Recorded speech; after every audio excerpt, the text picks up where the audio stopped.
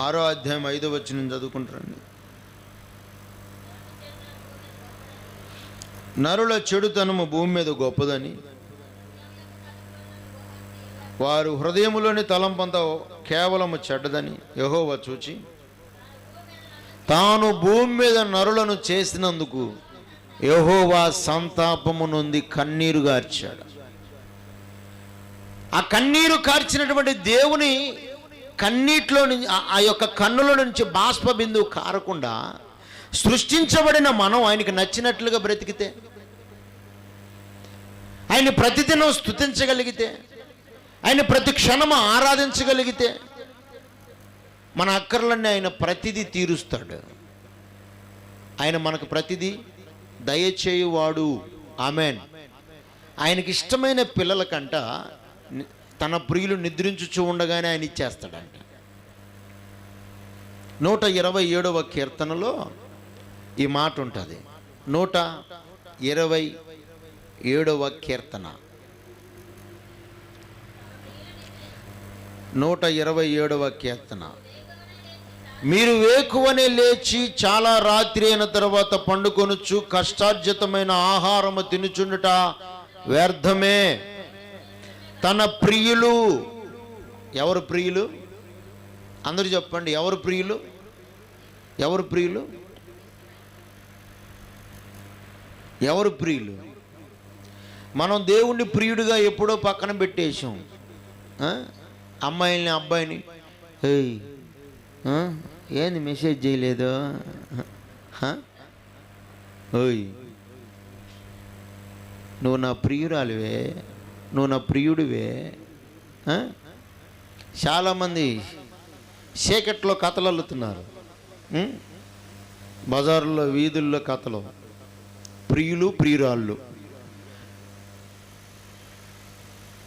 ఇక్కడ ఏం మాట్లాడుతున్నాడు? తన ప్రియులు. ఎవరు ప్రియులు? దేవునికి ప్రియమైన పిల్లలు నిద్రించుచూ ఉండగా ఆయన వారికి ఇచ్చుచున్నాడు. ఈరోజు మనం మనుషులకు కాదు ప్రియమైన వారిగా ఉండవలసింది.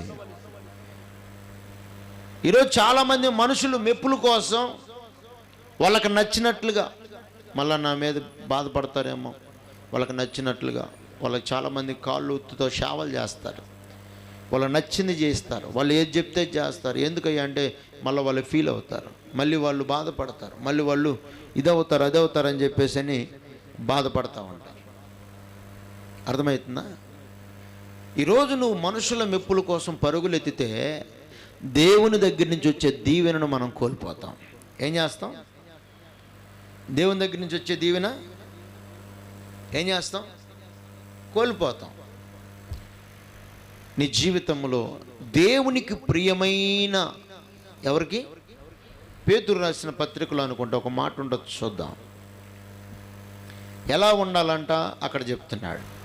ప్రియమైన పిల్లల వలె దేవుణ్ణి పోలి నడుచుకొనుడి అని ఉంటుంది. ప్రియమైన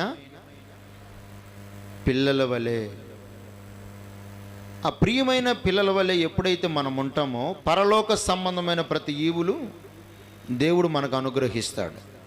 నయోమి కుటుంబము, ఎలిమెలెకు, నయోమి, వారి ఇరువురు పిల్లలు, ఇద్దరు, ఆయన ముగ్గురు. ఈ ముగ్గురు ఆ మోయాబు దేశంలో చనిపోవడానికి గల కారణం కేవలం వాళ్ళ అవిధేయతే. ఏంటిది?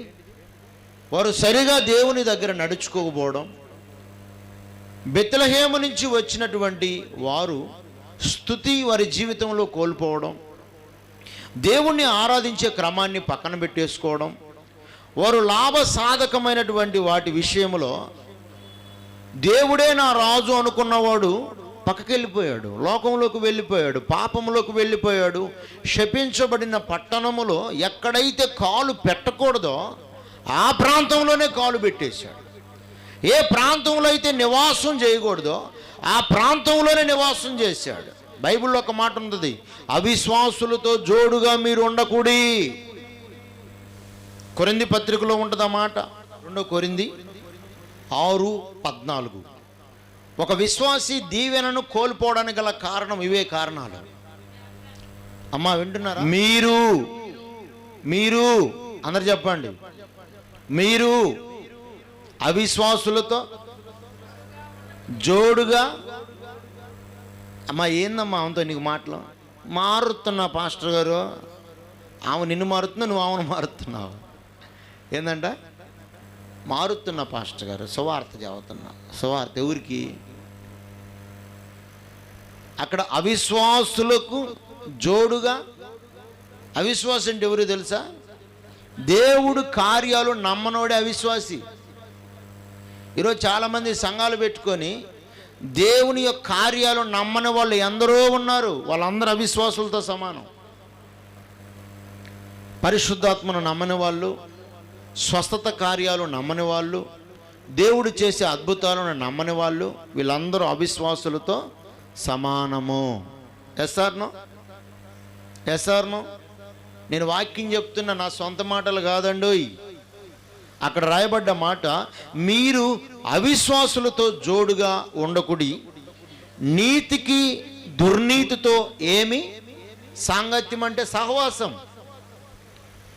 నీతికి దుర్నీతితో ఏమి సాంగత్యం అంటే, యేసయ్యను నమ్ముకున్న మన జీవితాల్లో నీతిమంతులుగా మనం తీర్చబడ్డాం. మనం ఎవరమి? ఈ వాక్యాన్ని ఎలాగనే పట్టుకోండి. పేతురు రాసిన మొదటి పత్రిక 1వ అధ్యాయం 14వ వచనం చదవండి. నేను పరిశుద్ధులనై ఉన్న ప్రకారం మీరును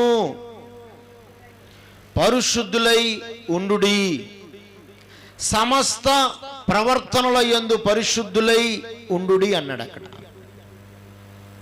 ఇక్కడేమన్నాడు? నీతికి దుర్నీతితో ఏమి సాంగత్యం అంటే, పరిశుద్ధులకి అపరిశుద్ధులతో సహవాసం లేదు. చాలా జాగ్రత్తగా మనము లోకములో వ్యవహరించాలి క్రైస్తవులుగా బ్రతికేటప్పుడు. తర్వాత, క్రీస్తునకు బెలియాలతో ఏమి సంబంధం? అవిశ్వాసితో విశ్వాసికి పాలెక్కడది? దేవుని ఆలయమునకు విగ్రహములతో ఏమి పొందిక? మనము జీవము గల దేవుని ఆలయము. అందుకు దేవుడిలాగు సెలవిచ్చుచున్నాడు, నేను వారిలో నివసించి సంచరింతును, నేను వారి దేవుడినయ్యుందును, వారు నా ప్రజలయ్యుందురు. కావున మీరు వారి మధ్య నుండి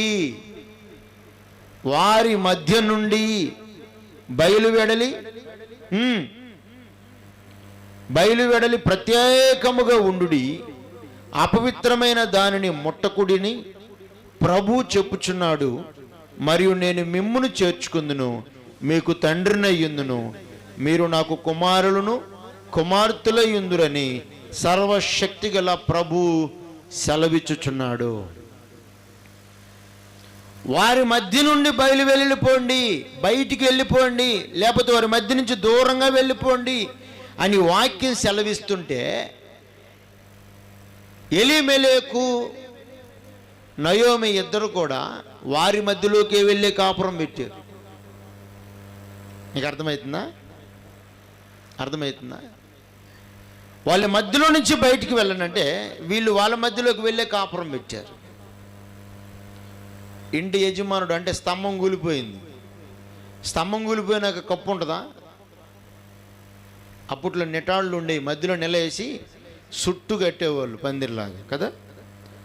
ఆ మధ్యలో నెటారు తీసేసామనుకో, మధ్యలో ఏముంటే గోడల మీద మధ్యలో కప్పు నిలబడిద్దా? ఏమవుతుంది? ఇక్కడ ఉండే వాళ్ళందరూ పెద్దవాళ్ళు చెప్పాలి. ఇప్పుడు బిల్డింగులు రాలా, అప్పుడు బిల్డింగులు లేవు, అంత తాటాకు లబ్బర్ మెల్లులు. అవునా కదా అమ్మ? చూసారా లబ్బర్ మెల్లులు? మా అమ్మ కోసి తీసుకొస్తుంటే చూసేవాళ్ళం చిన్నప్పుడు. లబ్బర్ మిల్లులతో గోడలాగా అలికి పేడ మట్టి పిసికి మమ్మల్ని దొక్కిచ్చేది. హల్లెలూయా, తొక్కండి అని చెప్పేది. 5 మందిం కదా, అందరం పోటీ పడి దొక్కేవాళ్ళం. దాన్ని నీళ్లు పోసి దొక్కిచ్చి అదంతా తీసుకొని అలుగుతూ ఉండేది. మొత్తం గోళ్ళాలు అలికి దానికి ముగ్గులేసేది, దానికి మళ్ళీ సున్నం ఆమె కొట్టేది.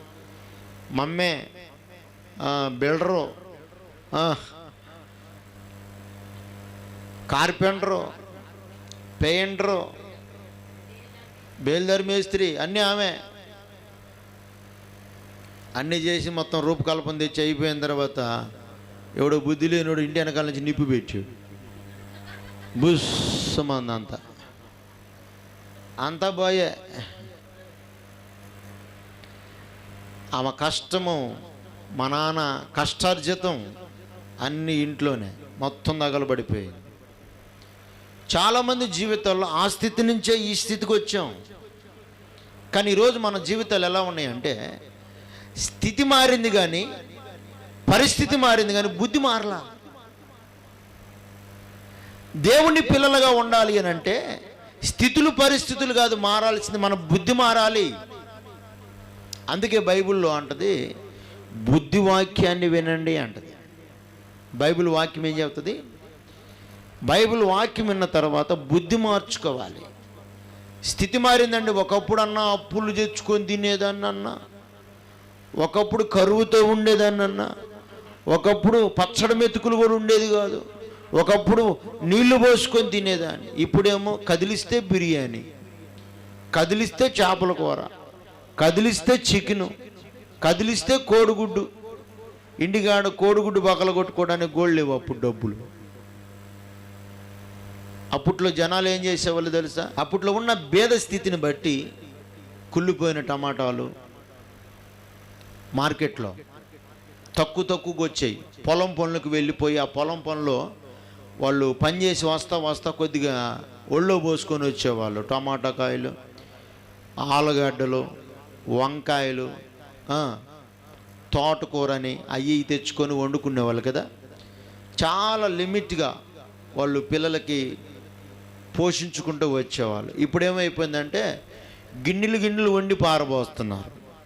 దాన్ని ఏమంటారు చెప్పండి? జాగ్రత్త అంటారా, అహంకారం అంటారా? జాగ్రత్త అంటారా, అహంకారం అంటారా? మీరు చెప్పాలి. ఒకప్పుడు స్టోర్ బియ్యమే పంచభక్ష పరమాణాలుగా తినేవాళ్ళు. అమ్మా గట్టికి సపోర్ట్లు కొట్టండి. స్టోర్ బియ్యం తినేవాళ్ళు. ఇప్పుడేమో బాస్మతి రైస్ అంట, సోనాలి బింద్రే రైస్ అంట. వాడు నిన్న వచ్చాడు, సోలాపూరు ఉల్లిపాయలు అంట, సోలాపూరు ఉల్లిపాయలే అంట వచ్చాడు. నాకు అర్థం కాల, సోలాపూర్లో ఉల్లిపాయలు ఏందిరా బాబా? ఇంకొక ఆయనేమో సోలాపూర్ రైస్ అని వచ్చాడు, సోలాపూర్ బియ్యం. ఇంకొకరు కర్నూలు బియ్యం, 74 బియ్యం. ఇంకొకళ్ళేమో గజరాజు బియ్యం అంట, ఇంకొకళ్ళేమో హెచ్ఎంటీ రైస్. ఎన్ని తిన్నా ఏం చేసినా మనం తినేది ఆ కడుపుకు మాత్రమే. అప్పట్లో రేషన్ బియ్యాన్ని కాపాడుకొని తినేవాళ్ళు. ఇప్పట్లో 70 రూపాయలు పెట్టి కొనుక్కొని కాలువల్లో పోస్తున్నారు. బకెట్లు వస్తాయి రోడ్డు మీద పోయడానికి. ఏంటి రయ్య అంటే అన్ని బియ్యమే వండి పాడేసిన అన్నం. నేను ఈ మధ్య చాలా రైస్ చూసా, చాలా ఇడ్లీలు చూసా, అన్నీ మాడిపోయినాయే. స్తోత్రం చెప్పండి. మాడిపోయిన ఇడ్లీలు, మాడిపోయిన అన్నం. ఏందయ్యా అంటే ఇది జాగ్రత్త కలిగి చేసినటువంటి బాధ్యత అంటారా, జాగ్రత్త లేకుండా చేసే బాధ్యత అంటారా? మీరు చెప్పాలి. ఎలా ఉండాలో అలా మనం బ్రతకాలి. ఉన్న స్థితిని మరిచిపోయి మనం బ్రతికితే కొద్ది రోజులు బాగానే ఉంటుంది. తర్వాత తినడానికి కూడా మన చేతిలో దేవుడు డబ్బులు రానివ్వడం. ఎందుకో తెలుసా? కొద్దిగా ఒక మనిషికి ఇచ్చి చూస్తాడు, ఆ వ్యక్తి తలాంతులు కాపాడుకోకపోతే ఉన్నవి తీసేస్తాడు. చేస్తారనో? చాలామంది ధనవంతులైపోయి దరిద్రతలోకి వచ్చిన వాళ్ళు ఎంతమందిని మనం చూడలేదు రోడ్ల మీద. ఒకప్పుడు బాగా బతికినోడండి, ఒకప్పుడు బాగా ఉన్నవాడండి, ఒకప్పుడు 100 మందికి అన్నం పెట్టినోడండి, ఒకప్పుడు తన చేతితో డబ్బులు ఇసిరేసాడండి, ఒకప్పుడు చాలామందికి బట్టలు పంచిన వాడండి.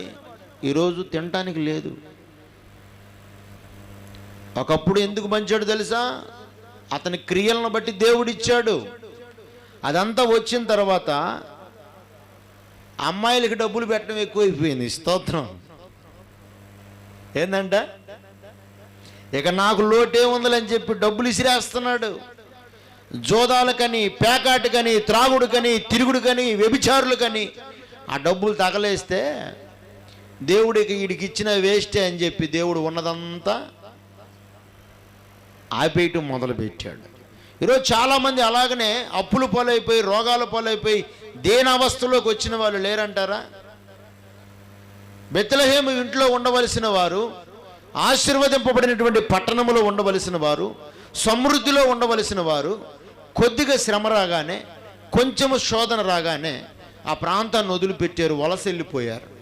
ఎక్కడైతే క్రైస్తవుడు ఉండకూడదో, ఏ ప్రాంతంలో అయితే నివాసం చేయకూడదో, ఏ ప్రజల్లోకి అయితే వెళ్ళకూడదో, ఏ ప్రజల్లో నుంచి దేవుడు వేరై బ్రతకమన్నాడో అదే ప్రజల్లో వేరు కాకుండా వీళ్ళు వెళ్ళి వాళ్ళతో సహవాసం చేశారు.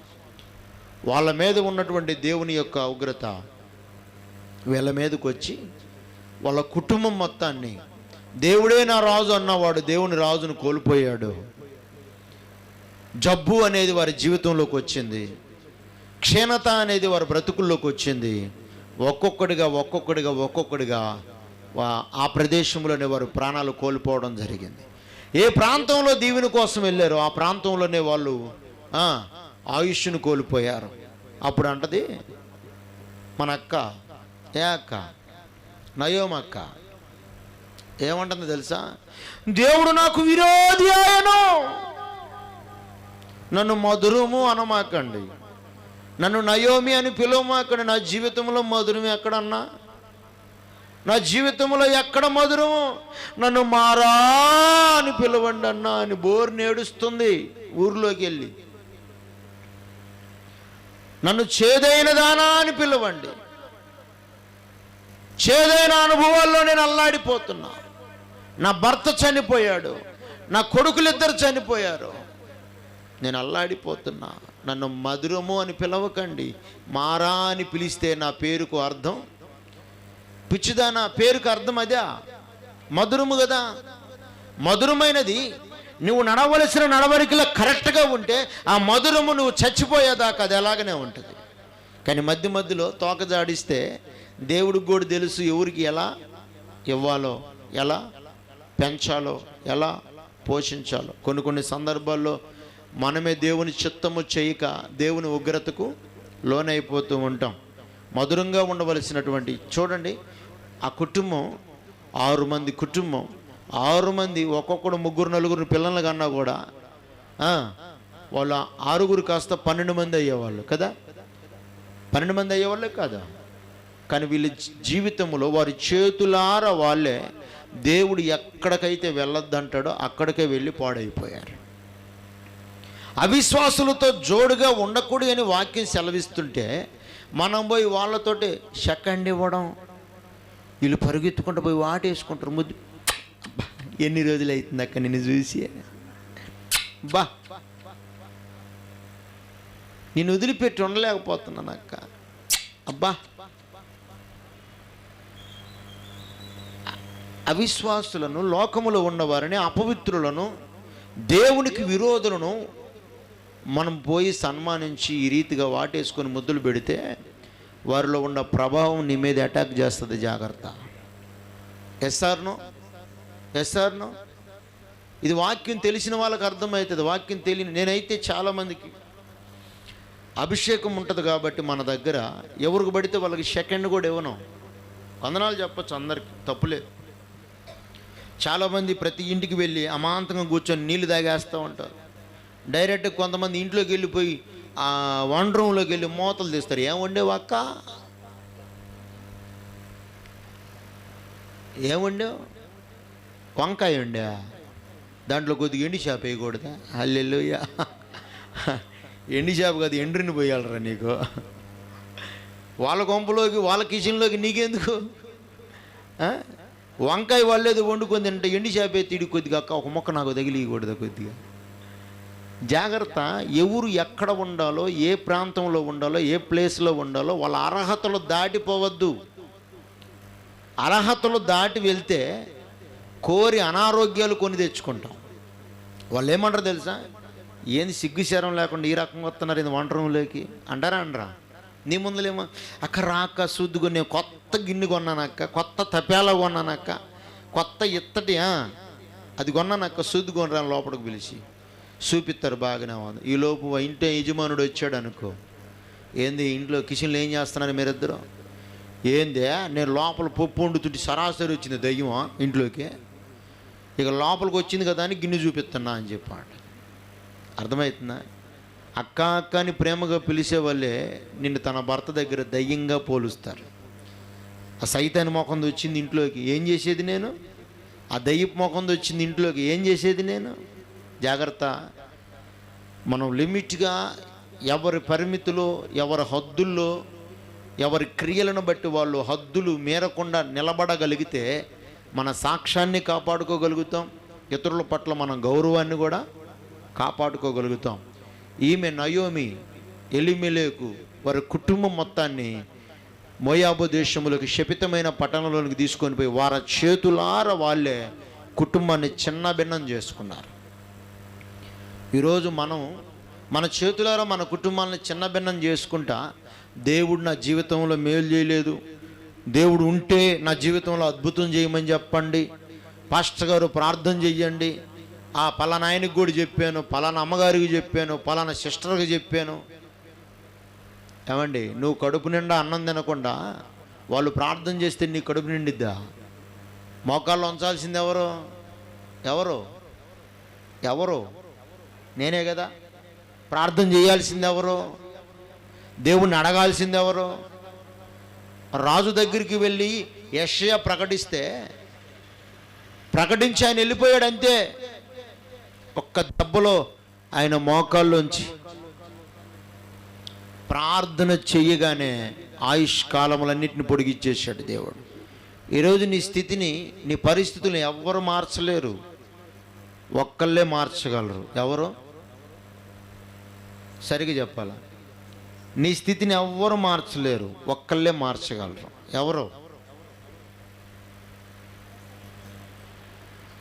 ఎవరు? బాగా ఆలోచించుకొని చెప్పండి.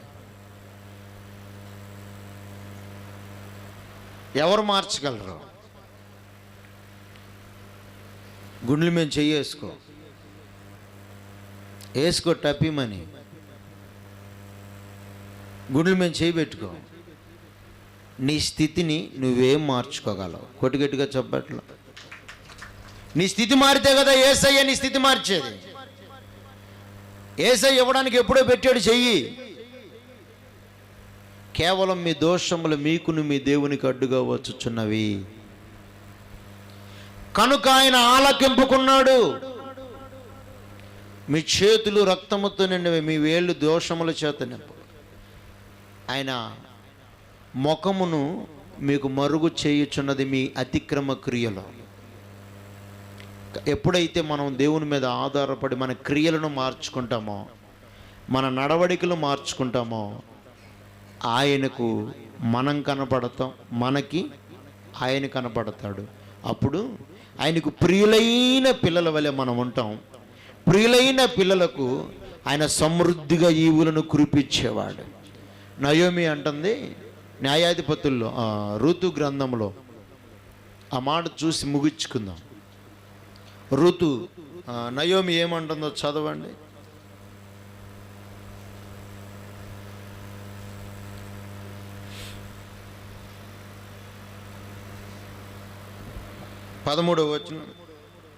పదమూడవ వచనములో 4వ లైన్ చదవమ్మా. నా కుమార్తెలారా, అది కూడదు. ఏం చెబుతుందేమే? సాక్ష్యం ఏం చెబుతుంది? కోడళ్ళకి సాక్ష్యం ఏం చెప్తుంది? యెహోవా నాకు విరోధి ఆయను, మిమ్మల్ని నొప్పించిన దానికంటే నన్ను ఇంకా ఎక్కువగా నొప్పించాడు. బోరుని ఏడుస్తుంది గుండెలు బాదుకుంటా. ఓ అమ్మో, నన్ను ఎంత బాధ పెట్టాడో ఈ పాడుగాను.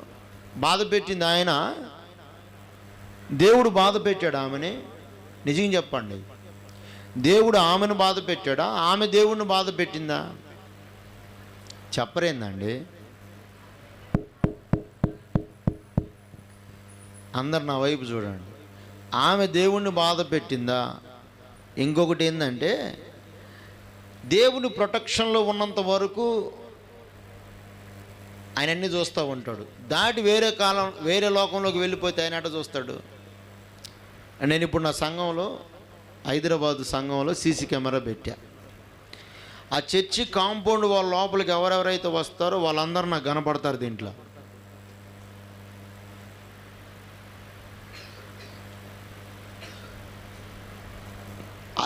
ఆ కెమెరాకి బ్యాక్ సైడ్ ఏం జరుగుతుందో నాకు తెలియదు. దాని అండర్ గ్రౌండ్లోకి ఎవరైతే వస్తారో, దాని ఎదురుగా ఎవరైతే వస్తారో వాళ్ళు మాత్రమే నేను చూడగలుగుతాను. ఎక్కడి నుంచి వాళ్ళతో మాట్లాడతా కెమెరాలో ఉండే. ఇందాక కూడా మాట్లాడా సంఘంతో.